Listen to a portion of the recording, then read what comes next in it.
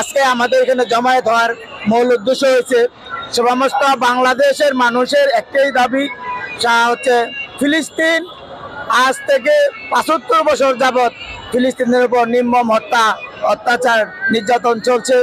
দুঃখে দুঃখে তাদেরকে নিচ্ছিন্ন করে দেওয়ার জন্য যে আন্তর্জাতিক প্রয়াস চলছে, তারই প্রতিবাদে আমাদের এখানে জমায়েত। এবং বাংলাদেশে ৫ই আগস্টের পর হইতে আজ পর্যন্ত প্রায় ২০০-২৫০ মাজার ভেঙে ফেলছেন এবং শত শত মানুষের আহত নিহত করেছেন। তারই প্রতিবাদে আমরা যারা সুফিবাদী, যারা অলি আল্লাহর পাগল, যারা মাজার ভক্ত, আমরা এখানে সমবেত হয়েছি আমাদের মনের কথাগুলো, আমাদের হৃদয়ের কান্নাগুলো বিশ্ববাসী, দেশবাসী সকলকে জানান দেওয়ার জন্য। আজ আমরা ১১ কোটি মানুষ তরিকতপন্থী, সুফিবাদী, তারপরেও আমরা আজ নির্যাতিত, নিরহ এবং আমরা সংখ্যালঘুর মতো। দেখেন আজকে আমাদেরকে সমাবেশ করতে দিচ্ছে না।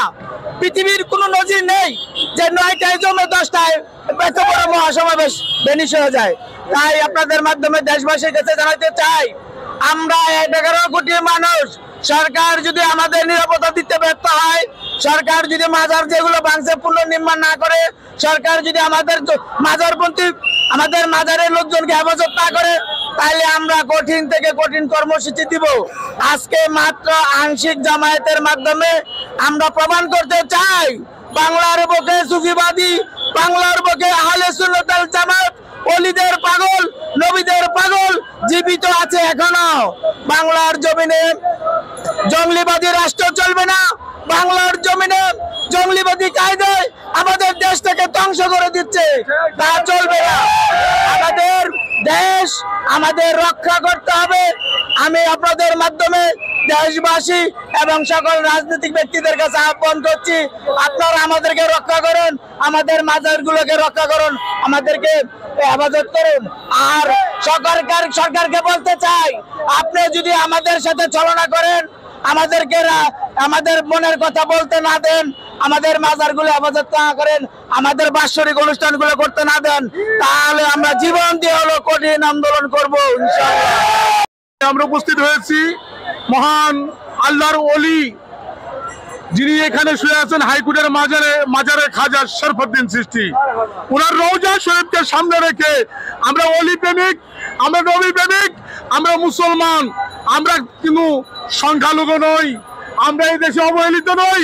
আমাদের বাক স্বাধীনতা আছে, আমরা কথা বলার শক্তি আছে, আমরা কথা বলতে পারি। আমরা কেউ আহলে সুন্নাত ওয়াল জামাত, কেউ আমরা কাটাখালী, সুরেশ্বর, এনায়তপুর, মাঝবান্ডার, বিভিন্ন ফুরপুরা শরীফ, জোনপুর দরবার শরীফ, আব্বাসী হুজুরের দরবার শরীফ, এমনি ভাবে সুফিবাদের দরবার শরীফ, বিভিন্ন দরবার শরীফ থেকে আজকে আমরা এই মিটিং এ জড়ো হয়েছি। একটাই উদ্দেশ্য ফিলিস্তিনকে নিয়ে, আরেকটা উদ্দেশ্য হচ্ছে বাংলাদেশও ফিলিস্তিন হয়ে যেতেছে। বর্তমানে বাংলাদেশের ওলি প্রেমিকরা মাজার শরীফে যাইতে পারে না, মাজার শরীফে যাইতে দেয় না, মাজার শরীফে উরুস করতে দেয় না, মাজার শরীফে কোনো আয়োজন করতে দেয় না। এর জন্য ওয়াহাবি পন্থীদেরকে আমরা দৃষ্টি আকর্ষণ করে বলতেছি, আপনারা সাবধান হয়ে যান। আমরাও এই বাংলাদেশে তরিকতপন্থী, তাসাউফপন্থী কম নই, আমাদের লোকও কম নয়। এই বাংলার জমিনে এই ইসলাম এনেছে হযরত শাহজালাল ইয়েমেনি, হযরত শাহপরান, শাহ মুকদুম, এরা এই বাংলার জমিনে ইসলাম এনেছে। আর নজিরবিহীন ঘটনা, আমার ডান পাশেই আল্লাহর ওলি শুয়ে আছেন খাজা শরফুদ্দীন চিশতি। আমি কি মিথ্যা বলতেছি?